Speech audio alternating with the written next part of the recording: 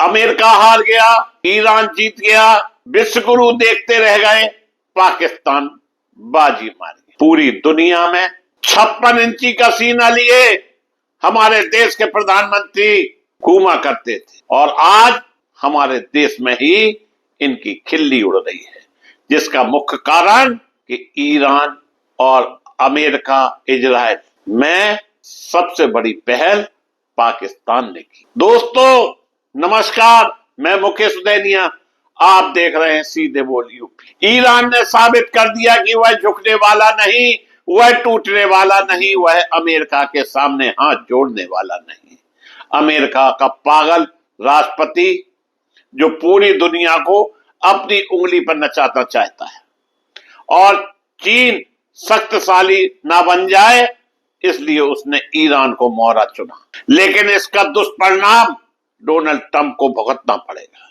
6 महीने बाद अमेरिका में मध्यवर्ती चुनाव होंगे और इस युद्ध की वजह से डोनाल्ड ट्रंप चुनाव हार भी सकते। अमेरिका में एक व्यवस्था है कि अगर कोई राष्ट्रपति देश के हित में काम नहीं करता है तो उसे चुनाव के आधार पर हटाया जा सकता है।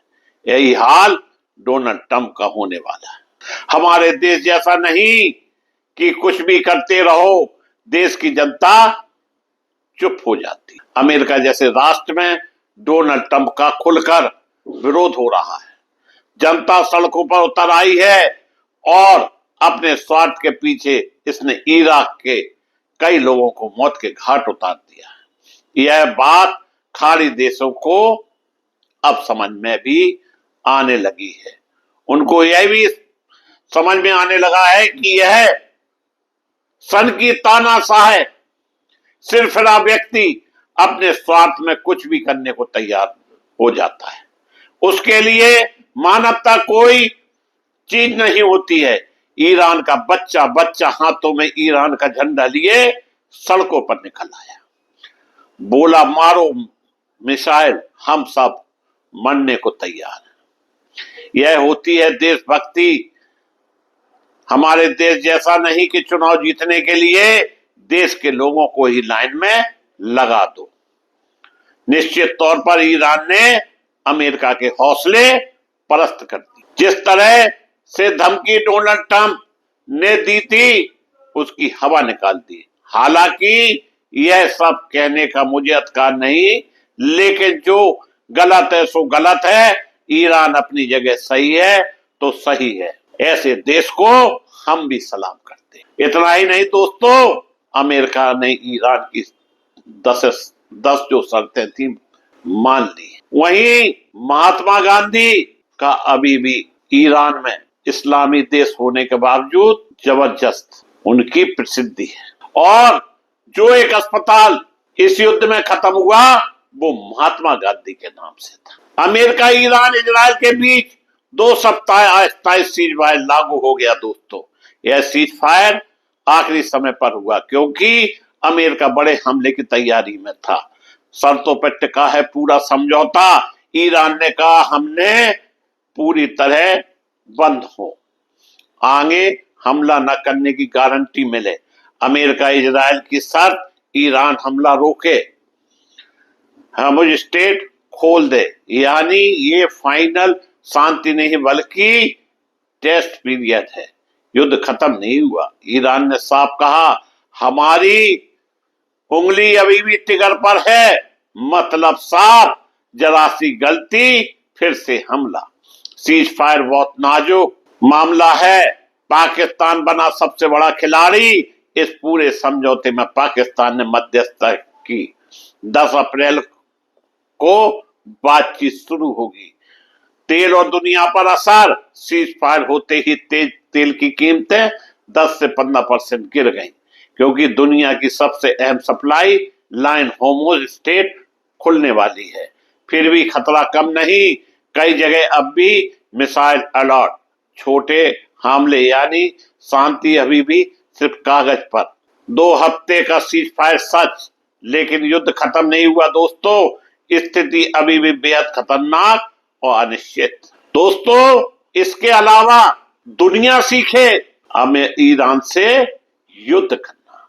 खासतौर से हमारे विश्व गुरु जरूर सीखें, जो कि किसी भी तरह से सत्ता हथियाने का हर वो काम कर सकते हैं जो जरूरी है, लेकिन राष्ट्र हित की बात नहीं सोच। सीज फायर का असली गेम चीन, पाकिस्तान या ट्रंप। मिडिल ईस्ट में जंग की आग, दुनिया दहशत में, और अचानक ब्रेक लग गया हमले का सीज फायर। लेकिन सवाल बड़ा, सीज फायर रुकवाया किसने? क्या इसके पीछे चीन की चाल या पाकिस्तान की कूटनीति या फिर खुद डोनाल्ड ट्रंप का दबदबा? ट्रंप का बड़ा दावा। सबसे पहले बात करते हैं डोनाल्ड ट्रंप की। ट्रंप ने साफ कहा सीज फायर हमारी ताकत और दबाव का नतीजा है, यानी अमेरिका का दबाव। हमने दबाव बनाया, इससे हालात कंट्रोल हुए और ईरान को पीछे हटने पर मजबूर कर दिया।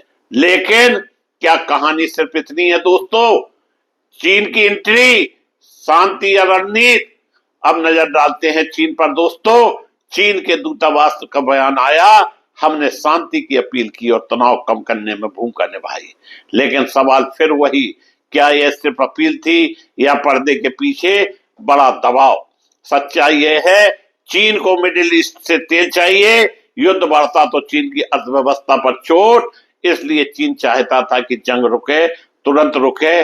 पाकिस्तान छुपा हुआ खिलाड़ी। अब बात उस देश की जिसका नाम धीरे धीरे सामने आ रहा है, पाकिस्तान। रिपोर्ट्स कहती है पाकिस्तान ने बैक चैनल बातचीत करवाई, अमेरिका और ईरान के बीच संदेश पहुंचाया, पर्दे के पीछे मध्यस्थ की भूमिका। ईरान झुका था या डटा? सबसे बड़ा सवाल, क्या ईरान झुक गया? जवाब नहीं। ईरान का साफ संदेश, हमने सीज फायर स्वीकार किया, लेकिन हमारी ताकत बरकरार है। और यही वजह है देश के अंदर समर्थन, सड़कों पर भीड़, एकजुटता का प्रदर्शन। असली सच्चाई, पर्दे के पीछे का गेम। अब पूरी तस्वीर। अमेरिका ने दबाव बनाया, चीन ने आर्थिक और कूटनीतिक दबाव डाला, पाकिस्तान ने बातचीत का रास्ता खोला, ईरान ने अपनी ताकत दिखाकर समझौता किया। यानी ये किसी एक की जीत नहीं, ये मजबूरी का समझौता है। सीज फायर किसने करवाया? जवाब होगा, ये सिर्फ एक देश का खेल नहीं, ये पूरी दुनिया की ताकतों का टकराव और संतुलन है। और यह शांति स्थायी नहीं, यह सिर्फ 2 हफ्तों की राहत है, क्योंकि मिडिल ईस्ट में जंग कभी खत्म नहीं होती, बस रुकती है।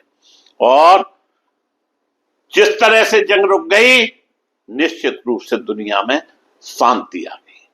परंतु हिंदुस्तान, जहां हमारे देश के विश्व गुरु रहते हैं, 56 इंची का सीना जिनके पास है, बड़ी बड़ी बात करते हैं।